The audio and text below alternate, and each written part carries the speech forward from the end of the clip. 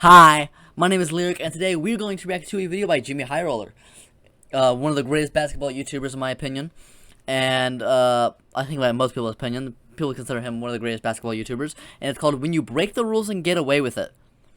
A lot of these videos, I don't really know what they're about before I watch them, so let's just get into it. It's a quick 13-minute video, we're just going to react to it, and he always has something interesting to say, some great charts, so let's see how we got here. Starting off with a high school basketball game.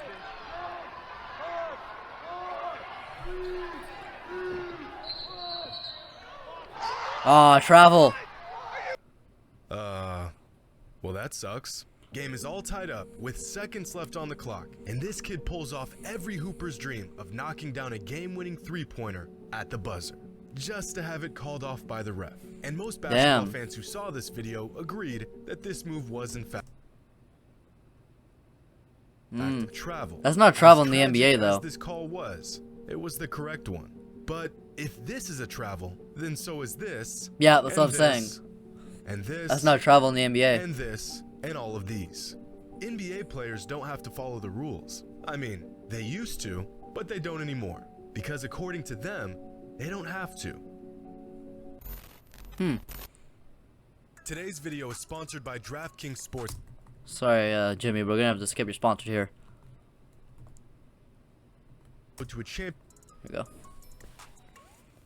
In 2019, on the Raptors' road to a championship, Kawhi Leonard hit one of the greatest shots in NBA history. I forgot to say to subscribe and like, by the way. I also watched the original video, obviously, but subscribe and like if you want more, like this video if you, to let me know you want more of these specifically, like JxmyHighroller videos, and subscribe so you get more notifications in case you want to see more videos. We're trying to hit 700 subscribers by the end of the year. Oh, this is the greatest shots ever. This is the most... That's the most insane shot, bro. That's insane, bro. Just a 20-foot fadeaway buzzer literally like a movie. Joel Embiid to win Game 7 in the second round of the playoffs. This shot has been cemented as a career-defining moment for Kawhi and the catalyst to one of the most legendary title runs in recent NBA history. But it never should have happened. See, run the tape back. Was it a travel? Right about here. 1, 2, 3 steps without ever dribbling the ball. Kawhi Leonard traveled on this play.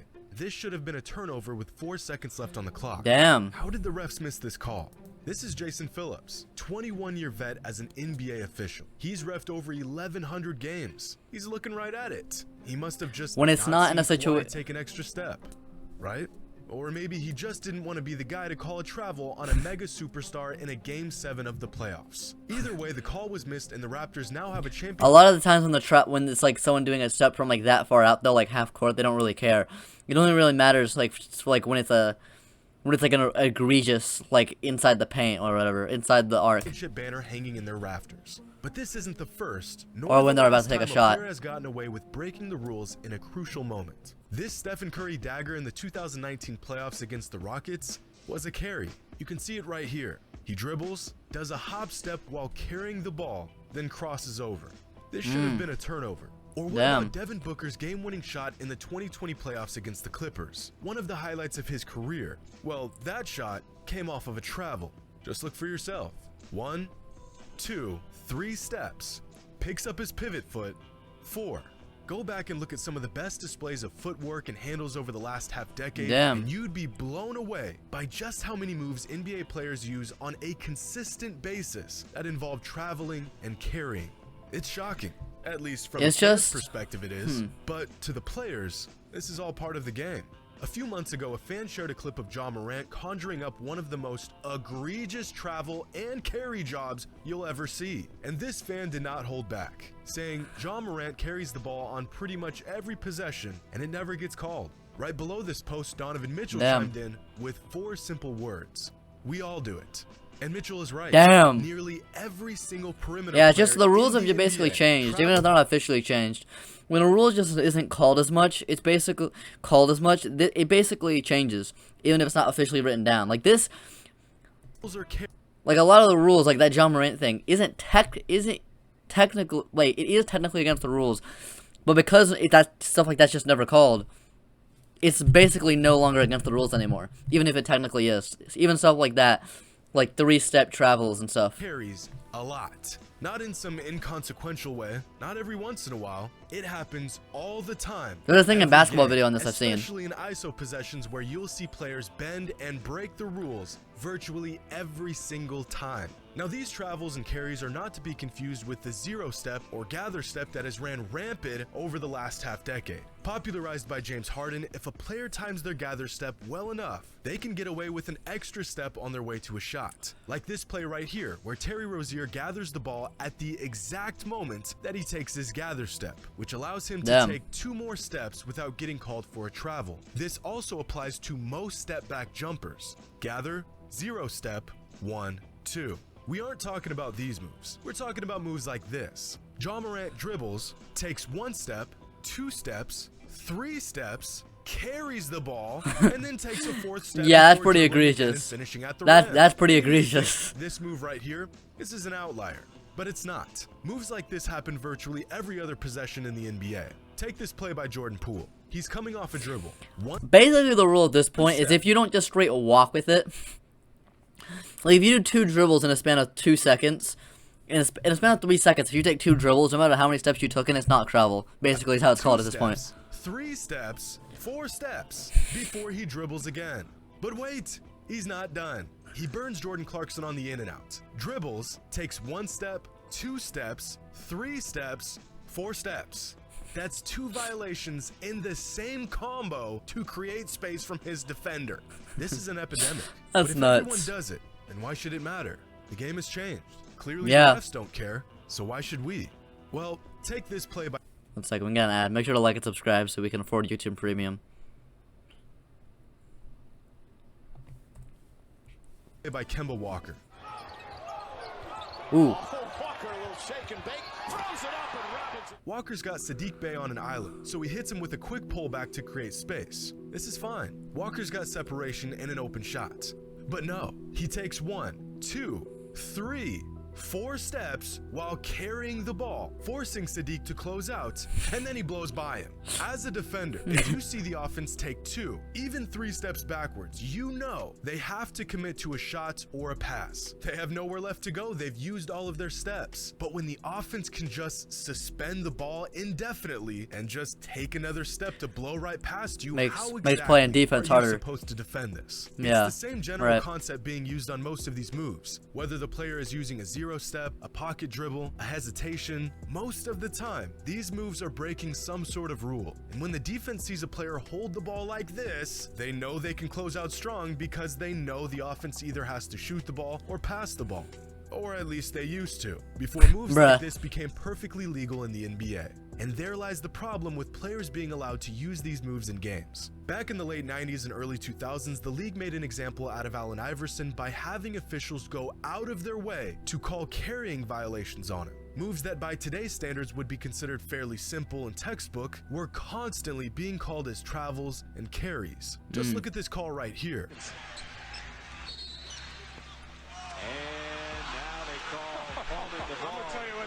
That was a Steve jab. You don't shake your head while you're dribbling the ball at half court when you think he should have got a foul. I mean, he does that every time down the floor. He does that every time he puts it on the floor. Yeah.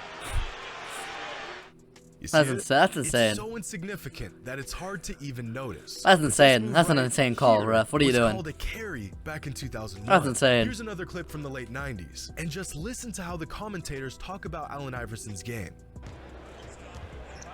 Look at that.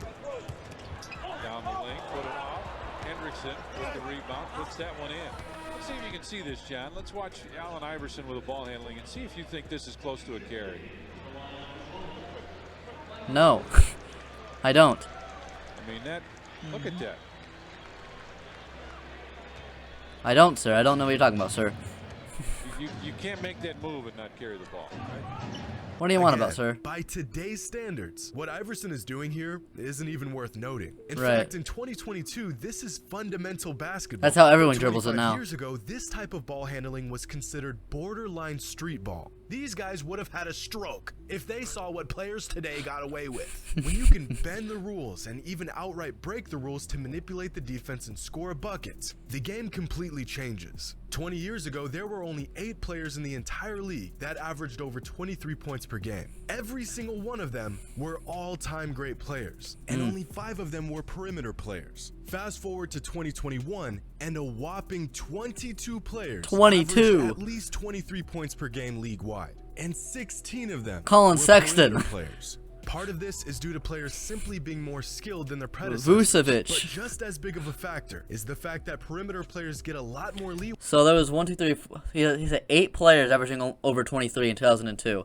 Now the 8th leading scorer in the league in 2021 was averaging 1, 2, 3, 4, 5, 6. Wait, 1, 2, 3, 4, 5, 6, 7, 8. The 8th leading scorer was now averaging 27 a game. With the rules these days than they used to. It's not like Tracy McGrady or Gilbert Arenas or Paul Pierce didn't have the handle to pull off these moves. It's that they simply weren't allowed to do these moves. Listen to how commentators believed this was a travel back in the late 80s. Darwin Cook on Jordan, no chance. Oh, my. Oh, they're jumping in the stands. Now There. watch. See his left foot, I thought, moved. Oh, no. No, Imagine what some past all-time greats could have done if they were allowed to get away with what players today get away with. Here's a clip of Kobe putting on a footwork clinic without bending the rules. The fact that Kobe was so effective and so creative within the confines of strict rules makes it all the more impressive. That's The true. same could be said about Tim Hardaway, who patented his killer crossover in the 90s. Dude had defenders absolutely lost from a simple but A lot of the reason, like, a lot of younger people look at old days and say, oh, their handles weren't that great. Well, it's because their handles weren't allowed to be as good as today's handles. Imagine what players like Hardaway, Marbury, Steve Francis, and Chauncey Billups could have done if they were able to take an extra step or two and hold the ball for a split second longer to break down the defense. A lot of these former players are justified in saying that the rules have been loosened so drastically over the last decade that they would have been even more dominant in today's game. So, if A lot of perimeter players, yeah, I'd the agree. players know they break the rules, why don't the officials seem to care, and why does the NBA allow this to go on? Well, for one simple reason. It's fun to watch. Exciting. Yeah, Is it's fun there to watch. anything better than a crossover that sends a player The NBA became more fun to watch because of like it. 10 feet in the wrong direction? What's more exciting than a well-executed hezzy that makes a defender look absolutely foolish? Looser rules means more action. Looser rules makes better handles, more exciting More games. action means more points. More points means more superstars. More Yep. superstars, the more marketable the product is. Last season, the NBA clamped down on some rules that, for once, would favor the defense and punish bad offense. One of those rules was to crack down on Foul intentionally baiting. baiting foul calls while shooting. Yeah. And Foul baiting isn't fun to watch though, so that's why they changed that rule. instantaneously, players across the league saw a massive dip in their offensive production. Right. Some fans enjoyed this change, but a lot of players didn't. And so the NBA loosened the rule again and scoring shot right back up. Looser rules Damn. makes good players look like great players. It makes slightly marketable talent into extremely marketable talent. See, you or It's a I good could never pull marketing off this move strategy. without being called for every violation in the rulebook.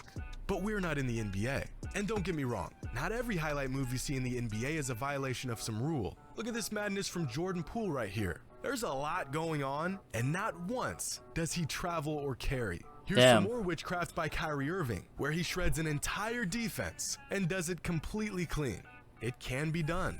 But when it isn't, most fans in the league as a whole are more Don't than care. willing to turn a blind eye to it. Yeah, Because I don't really Allen mind it, Iverson to be proved fair. 25 years ago, If anything, I wish they had already done that so I can see players like Iverson do it even better. still remains true to this day. And a foul will go on Judd Bushler. Lou Canellis is sitting by. What do you got, Lou? I wanted to add something on Iverson's move. They have called it a number of times here in the league, and that's why the guy's averaging almost 5 turnovers a game, Tom. But Right. also take into account this. That is his signature move, and if he is going to be truly one of the up-and-coming stars that's going to represent the league, they're going to let him get away with it more times than not. You're exactly right. Good I philosophy there. dribble there is a carry every single time he goes to the basket. But, like I said, it's his signature move, and they're going to let him get away with it. Alright, so that was a good video by JxmyHighroller explaining how the rules changed, became more lenient. I do like the rules became more lenient. I know a lot of players who people who watched like the 90s stuff don't like it, say it's too easy. I think it makes things more exciting. If anything, I wish they had given I wish they had given players before then more lenient rules so we can get more exciting plays from like the 90s and stuff. And 2000s from like Allen Iverson, Tim Hardaway, Kobe Bryant. And so, yeah, that was an entertaining video. If you want more Jimmy Highroller videos, he's one of my favorite YouTubers, so, you know, if you want more videos from him, just make sure to leave a like so I know. Leave a comment for more request. And, yeah, there's this whole thing called subscribing, because it literally takes more time for me to say the word subscribe than it takes you to actually subscribe, so I don't know what you're doing. Alright, bye.